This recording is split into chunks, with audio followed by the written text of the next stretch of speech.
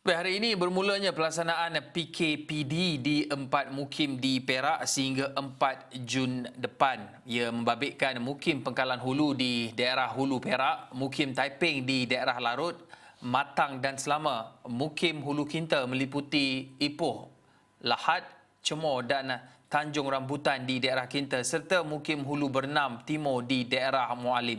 Dan untuk mendapatkan perkembangan pelaksanaan PKPD itu, kita bersama dengan Wakil Astro Awani Perak Amirul di Ipoh. Amirul, bagaimana perincian ataupun keadaan di sekitar Ipoh ketika ini? Adakah pihak berkuasa memperhebatkan lagi sekatan jalan raya bagi mengekang pergerakan keluar masuk penduduk serta adakah pihak berkuasa juga memberikan tumpuan terhadap laluan-laluan tikus? Ya, sudah semestinya ya pihak berkuasa khususnya Polis Raja Malaysia memperhebatkan lagi usaha-usaha untuk mengekang penyebaran wabak COVID-19 dalam negeri ini.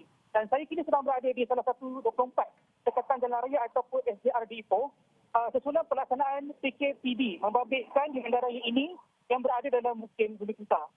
Terdahulu ya, Ketua Polis Perak Datuk Mio Farid Atrash Wahid semalam dilaporkan berkata sebanyak 11 SJR ditambah di dalam PKPD. Selain itu, hari ini juga dalam satu sidang media ketika beliau melakukan lawatan di SJR di sini, beliau mengulangi bahawa tiada pemasangan kawat dilakukan di sekeliling kawasan-kawasan PKPD sebagaimana PKPD biasalah.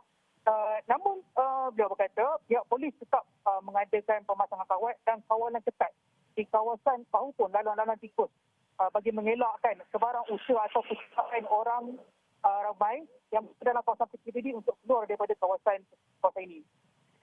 Justru mengingatkan agar tidak ada sebarang cubaan untuk melarikan diri atau keluar dari kawasan PKPD secara haramlah. Jika tidak, beliau berkata polis akan teragak-agak untuk mengambil tindakan di pasal 342 ataupun di bawah kanun keseksaan.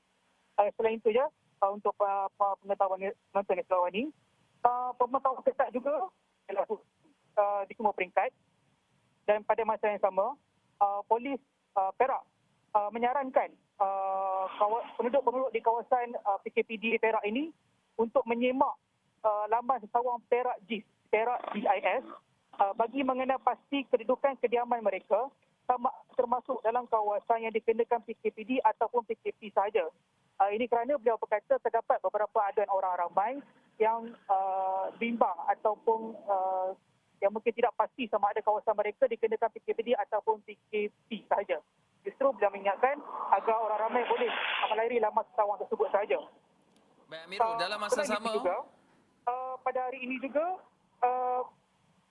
setakat ini Perak pada semalam Jabatan Kesihatan Negeri Perak melaporkan terdapat 2 lagi pertambahan kluster baru iaitu membabitkan kluster Jalan Selat dan kluster Susul Larut. Jadi mungkin disebabkan itu juga pelaksanaan PKPD terpaksa dilakukan di negeri ini. Suka juga saya berkongsikan setakat ini perkembangan di negeri Perak. Semalam juga Kementerian Perdagangan Hal Ehwal Pengguna Perak, KPDSP Perak, memberi jaminan bahawa bekalan barangan keperluan di 4 mukim yang dikenakan di kawasan PKPD di negeri ini telah mencukupi.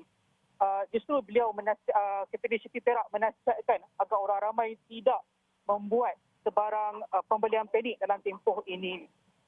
Beliau memberi jaminan bekalan-bekalan makanan cukup, permis peruncit seperti pasar awam, pasar raya, kedai runcit, restoran, gerai makanan dan sebagainya masih dibenarkan beroperasi mengikut waktu SOP yang ditetapkan.